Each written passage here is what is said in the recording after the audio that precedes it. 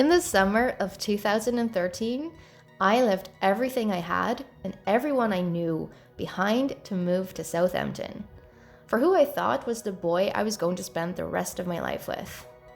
It didn't end well.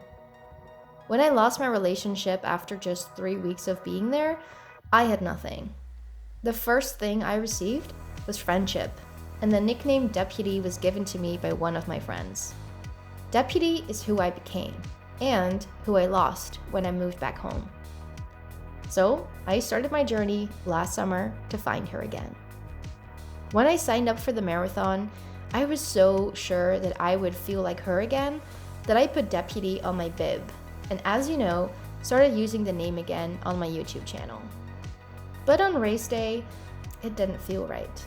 Because even though running a marathon is a great achievement, I really want to emphasize that, I do think that, but it didn't help me find my old self. I'm sad to say. But I'm so happy I went on this journey to find that out, because now there are no more what ifs. I realized that the past is, well, past, and when I left Southampton, I left Deputy too.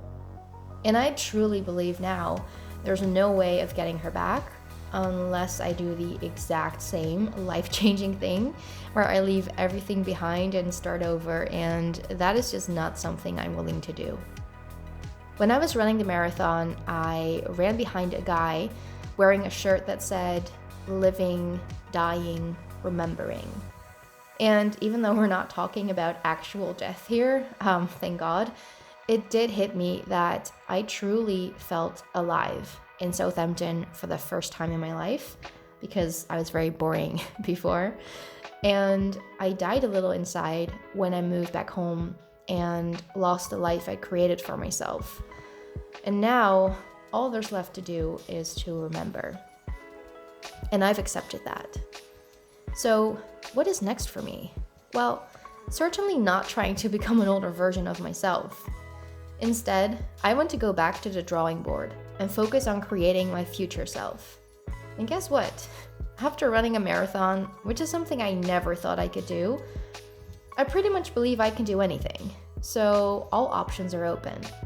And I had a really tough time deciding on what's next for me. But I think I figured it out. First of all, I still have some unfinished business. Writing a novel inspired by my year in Southampton, remember? I've been writing again since the marathon, and I also reached out to a professional writing coach to help me.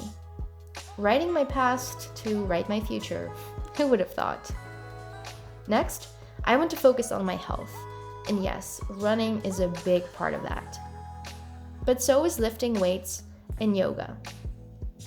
As you may have noticed, I stopped doing both halfway through the journey because I left both activities slightly injured once, and I was like, I don't want to risk anything, so I better stop. So now I want to start doing those things again. I do still have running goals. In fact, my first goal is to run a sub 30-minute 5K, and Garmin believes I can do it, so let's see. But I also want to be more creative. Drawing, painting, crochet. So I need to be realistic. My next project is going to be called 1 Hour After Work. And as the name suggests, I will spend 1 hour each day working on something for me. Whether it's running, writing, lifting, drawing, whatever.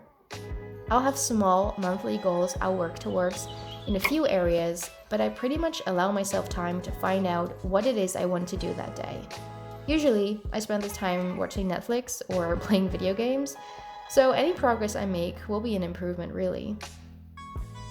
I understand that most of you are runners too, and running will still be a part of my journey, but it won't be the entire journey, and that may or may not be interesting to you. So, I've created a different channel called 1 Hour After Work, so check it out and subscribe if you're interested, and if not, no worries. I'm thinking about bigger running projects in the future, so I'll keep this channel up too, but I'll be posting mainly on the other one for now. So I guess this is the end of this journey and the start of a new one. So I want to thank everyone who has watched this journey and who has been there with me.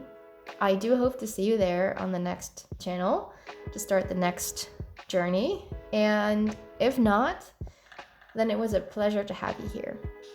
Have a great week, and hopefully I'll see you next week.